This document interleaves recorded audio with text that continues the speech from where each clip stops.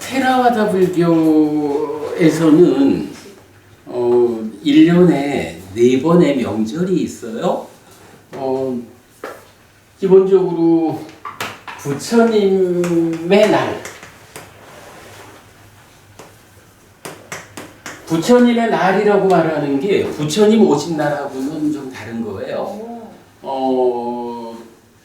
이건 남방 전통으로는 부처님은 태어나신 날하고 깨달은 날 그리고 돌아가신 날이 한 날이에요. 음력으로 4월 15일. 그래서 부처님의 날은 붓다데이라고 말을 하고 공식적인 이름은 외삭이에요. 외삭이라는 말로 쓰거든요. 그래서 하여간 부처님은 음력으로 4월 15일 날 태어나셨고 4월 15일 날 깨달으셨고 4월 15일 날 돌아가셨어요. 그러니까 이거를 오신 날이라 할 수도 성도하신 날이라고 열반하신 날이라고 할 수 없으니까 그대로 그냥 부처님의 날이에요. 붓다데이. 그런가 하면 가르침의 날도 있어요.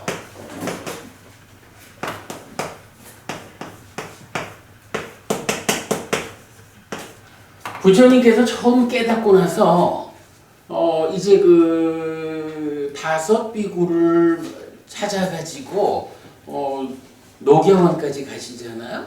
2달이 걸려요. 2달 동안 그냥 대충 하루에 한 10km쯤 이렇게 걷는다 해요.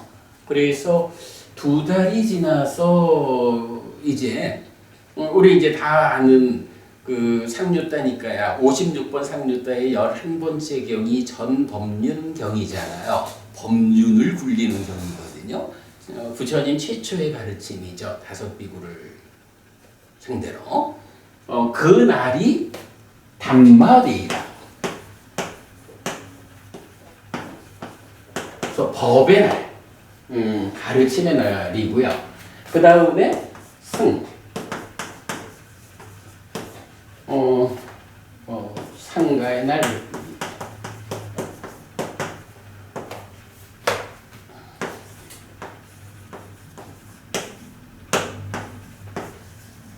상가데이인데, 그러니까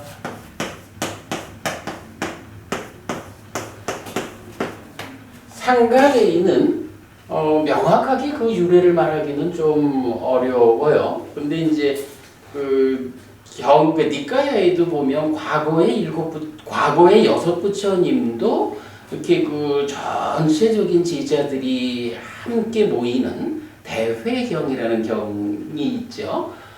그런 개념으로 우리 부처님의 제자들도 이렇게 한번 전체가 모인 그런 일이 있었다 이렇게 이제 알려지고 그 날이 1월 15일이에요.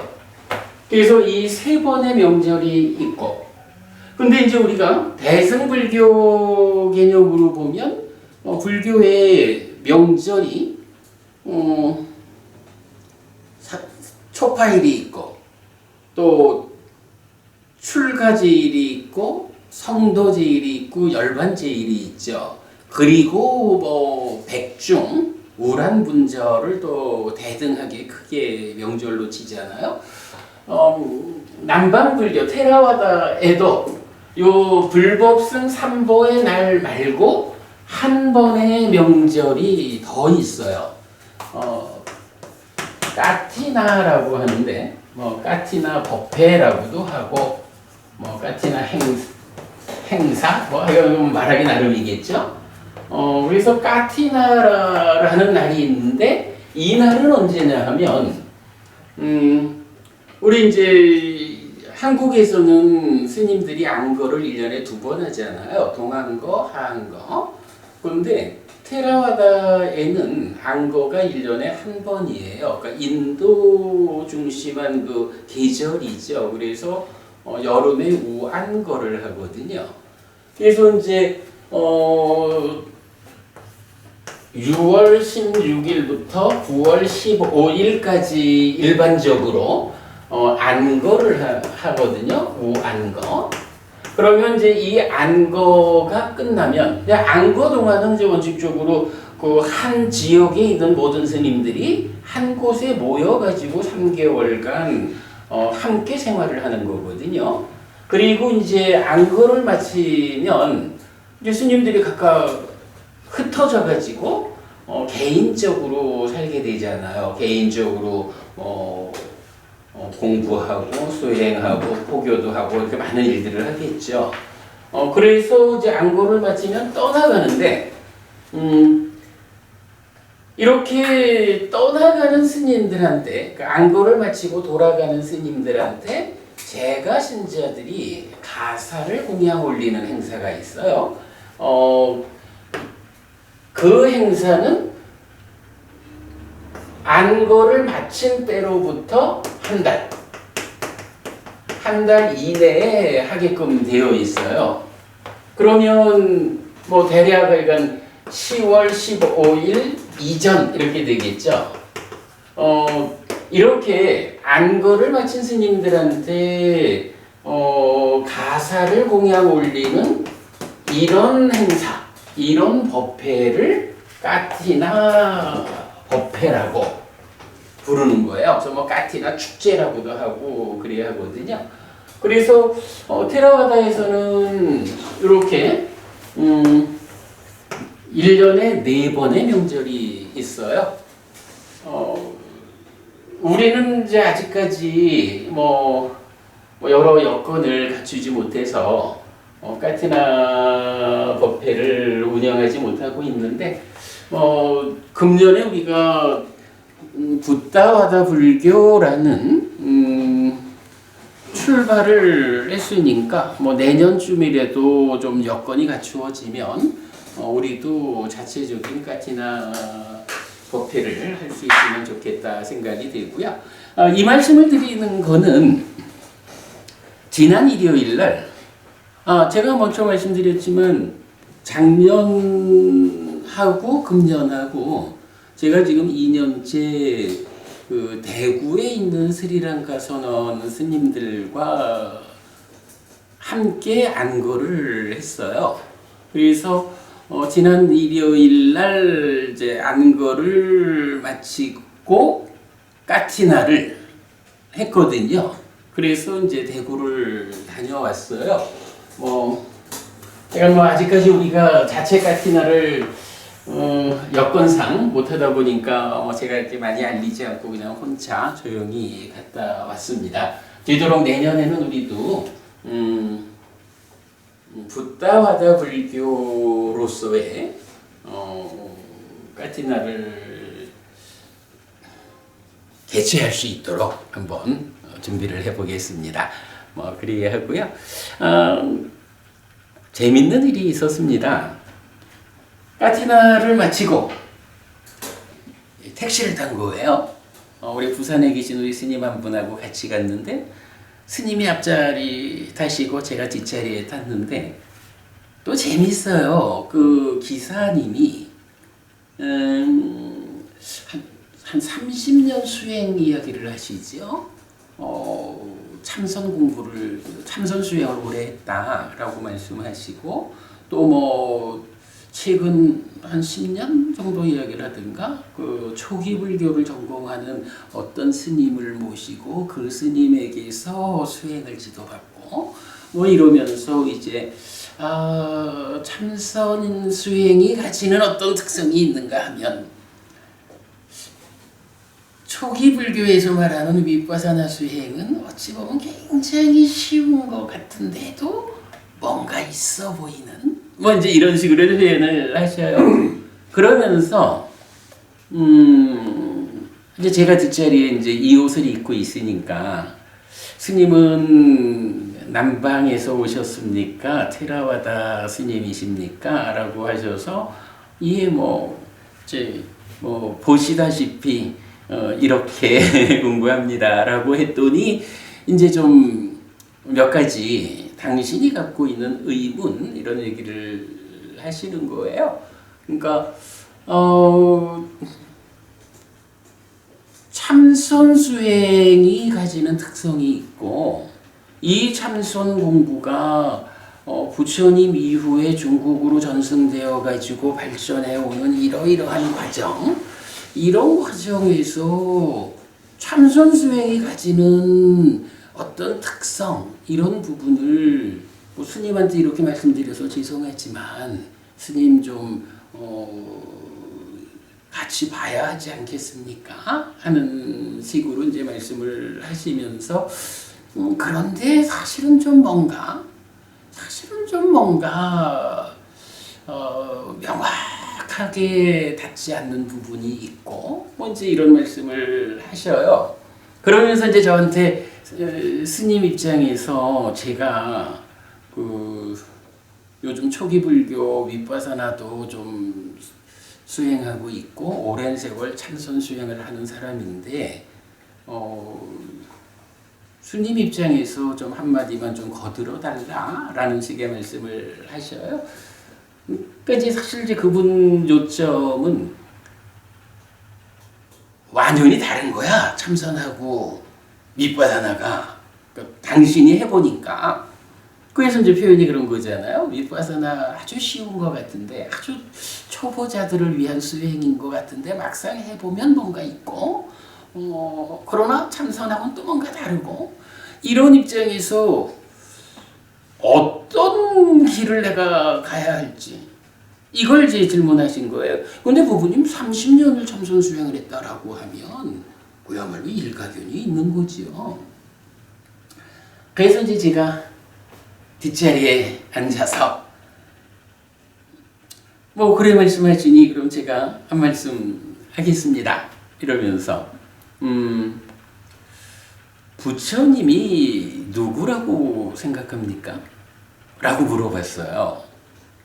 그러니까 좀 뜬금없었겠죠. 그래서 제가 정등각이란 말을 아시지요? 하니까 알지요. 그러면 정등각이라는 말이 무슨 의미입니까? 완전한 깨달음을 성취한 분이다. 누가? 우리 부처님이. 부처님은 완전한 깨달음을 성취한 분이다 라고 부처님을 부르고 있는데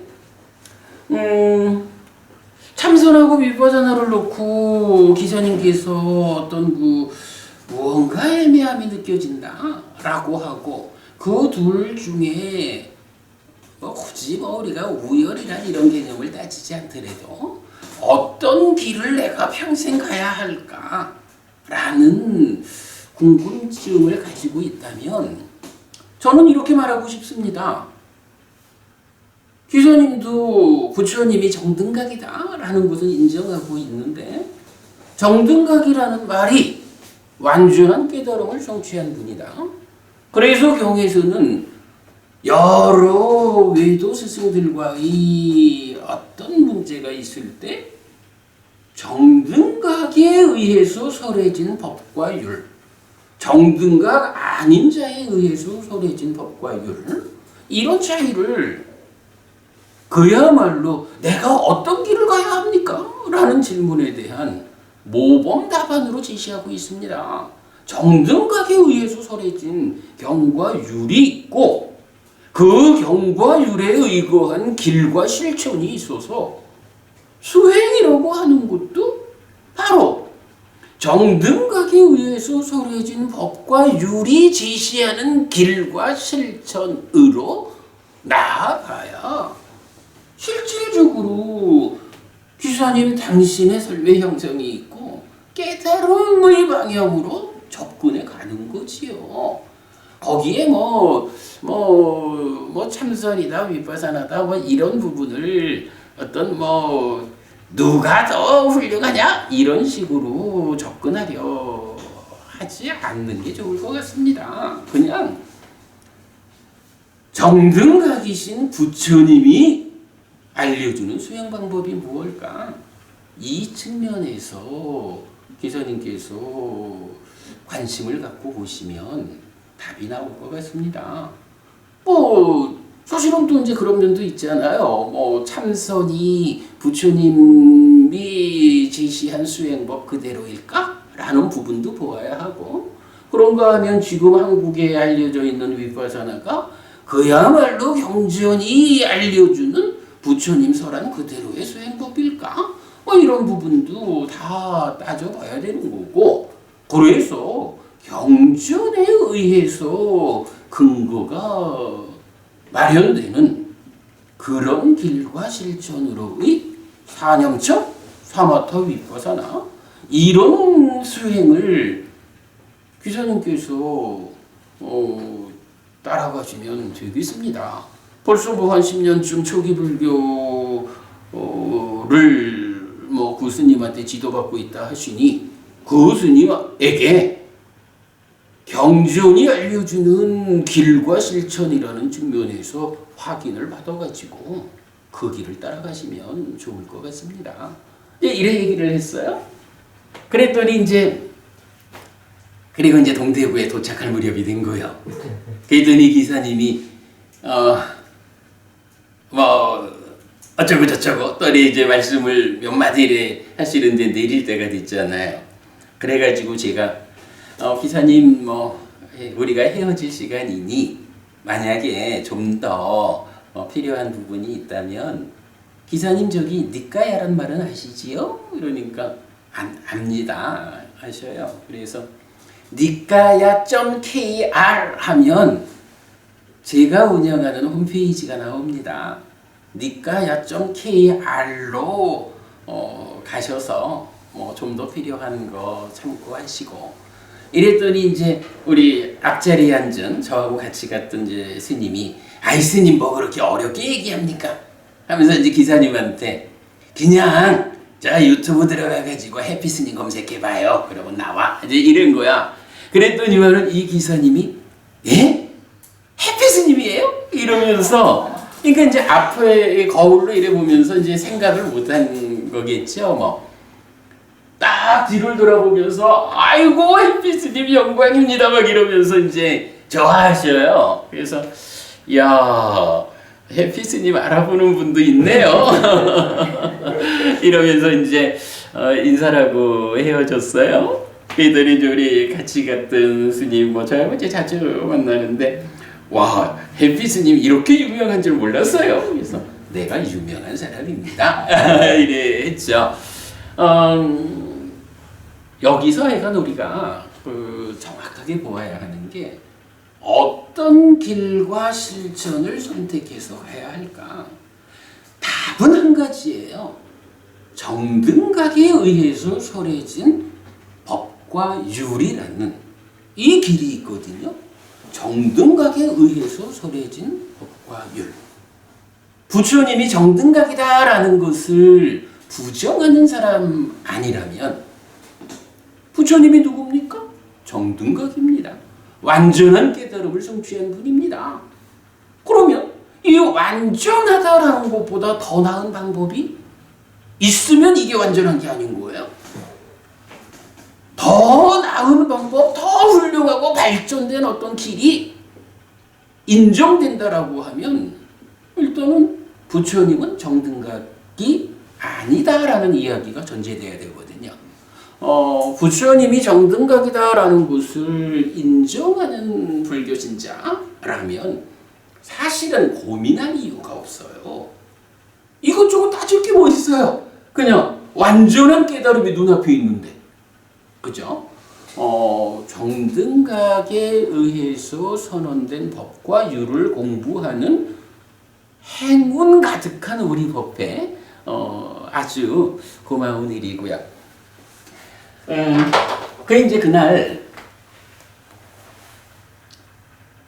택시를 타기 전에 이제 대구 스리랑카 선원에 있었잖아요.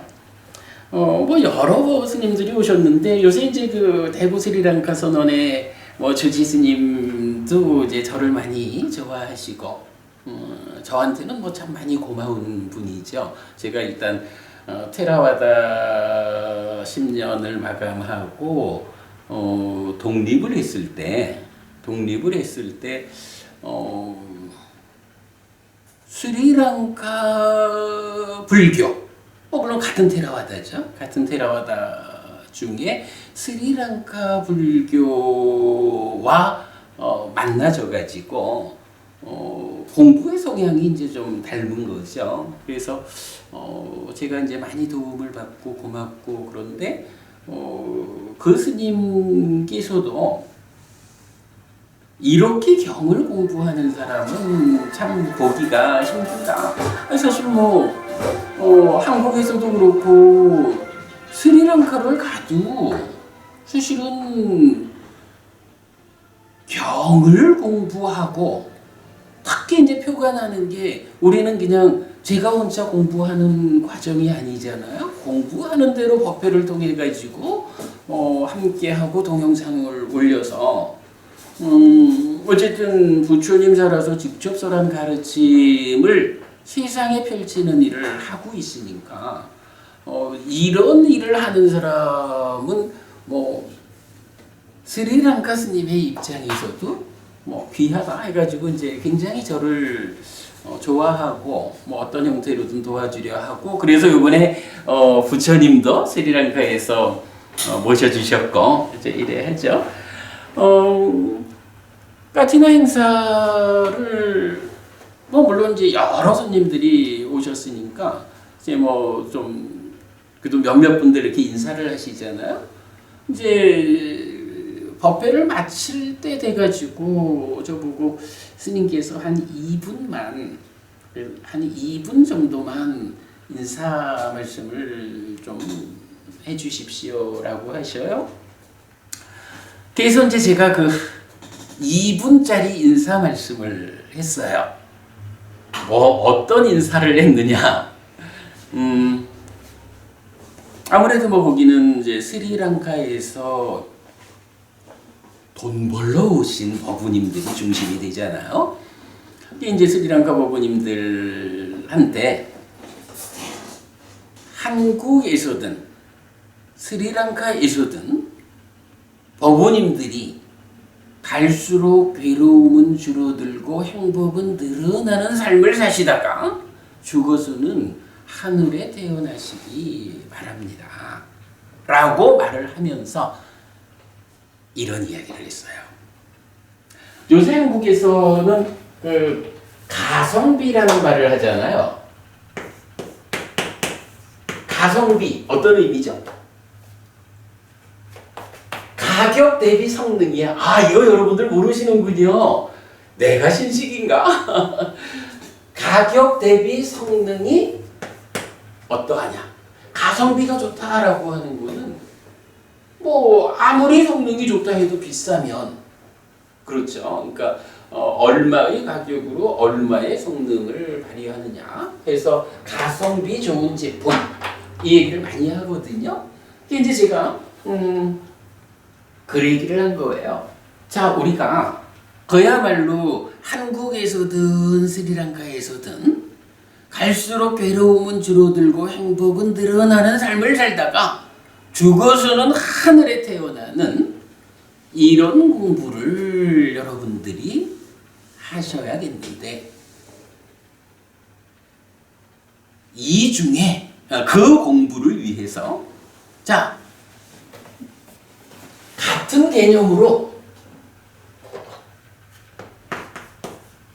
노력 대비 성과의 비율을 생각해보자. 노성비 이렇게 제가 이제 표현을 한 거예요.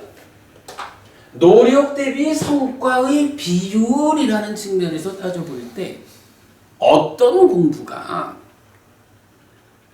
갈수록 괴로움은 줄어들고 행복은 늘어나는 삶을 살다가 죽은 다음에는 하늘에 태어나는 물론 출가자들 특히 수행을 하는 분들은 그 단계를 넘어서서 윤회에서 벗어나는 깨달음까지를 가야 되지만 일단은 이제 그날 모인 법우님들을 위한 말씀이었으니까 이렇게 이러한 성과를 거두는 데에 가장 효율적인 따지자면 노성비 으뜸인 가르침은 어떤 가르침일까?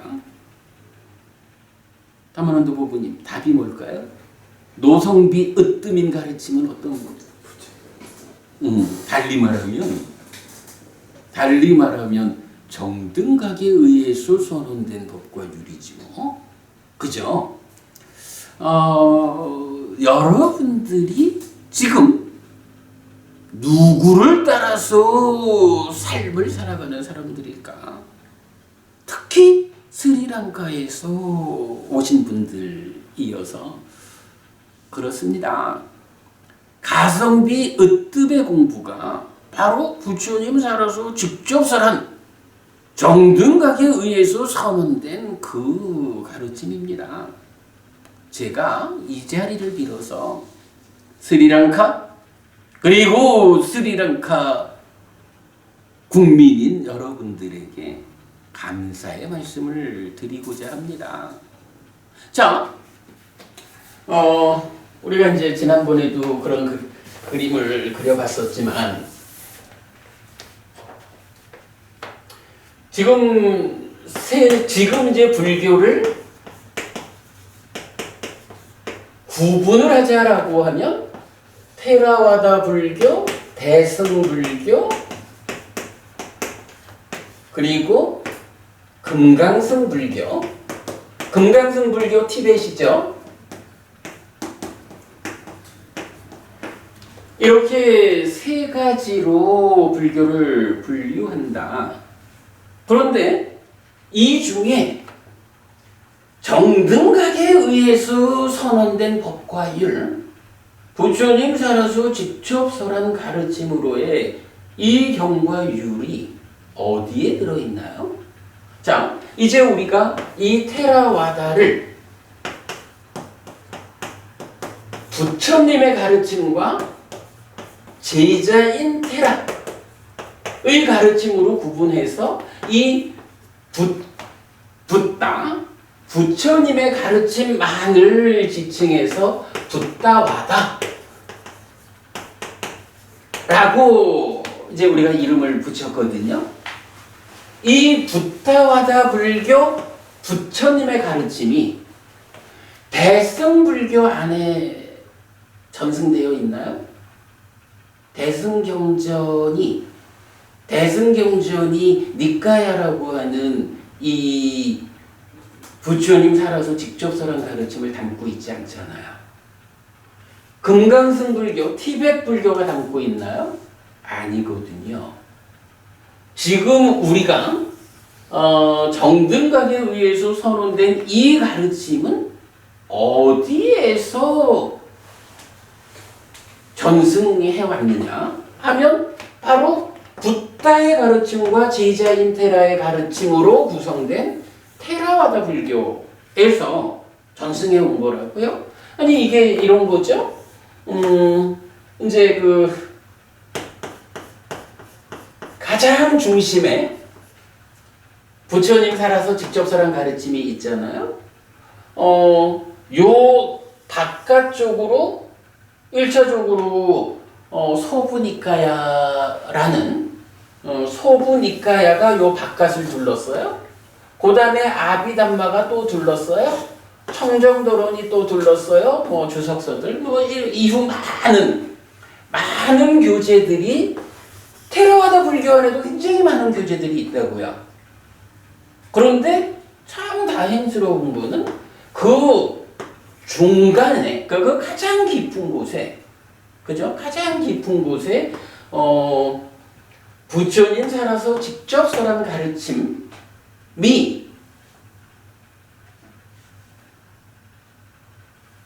담겨져 가지고 그대로 전승이 되어 왔죠. 그래서 이제 우리가 테라와다에서 전승된 2600년을 전승해 온 그 덕분에 그 안에서 중심을 차지하고 있는 부처님 살아서 직접 설한 가르침만을 뽑아가지고 붓다와다 불교로 선언을 한 거잖아요. 그러니까 테라와다 불교가 그러니까 이제 우리가 이제 붓다와다 이렇게 이제 구분된 개념을 설명하고 있지만 그렇다고 우리가 테라와다하고는 달라 이렇게 말할 것도 아니죠. 테라와다라고 하는 니까야를 중심에 두고 오랜 세월이 쌓여진 테라와다 불교가 있으면 그 안에 이제 붓다와다라는 요 중심만을 공부하는 이제 우리가 있다 이렇게 이제 봐야 하니까 이렇게 이제 테라와다 불교가 2600년을 유지되어 온 덕분에 이제 우리가 바로 정등각에 의해서 선언된 노성비 으뜸인 가르침을 만날 수 있게 된 거죠. 근데 이제 바로 이 테라와다 불교가 2600년을 전승되어 오는 그 역사의 중심에 어디가 있나요? 스리랑카가 있죠. 무엇보다도 이 가르침이 최초로 문자화돼 가지고 그러니까 기록된 그 자리가 스리랑카잖아요. 이게 이제 서력 기원전 100년 무렵이죠. 그렇게 해가지고 부처님 가르침이 지금까지 물론 이제 여러 가지가 더 씌워졌다라는 것의 문제를 우리가 제기하고 있지만 그러나 그 중심에 부처님 직접 설한 가르침을 담고 왔단 말이죠. 이런 부분 때문에 제가 이제 그 자리에서 이런 노성비 으뜸의 가르침, 정등각에 의해 선언된 이 가르침을 2600년 동안 우리에게까지 닿게끔 유지해준, 전승해준 스리랑카 그리고 스리랑카 국민들에게 이 자리를 빌어서 제가 감사드립니다 라고 인사를 했어요.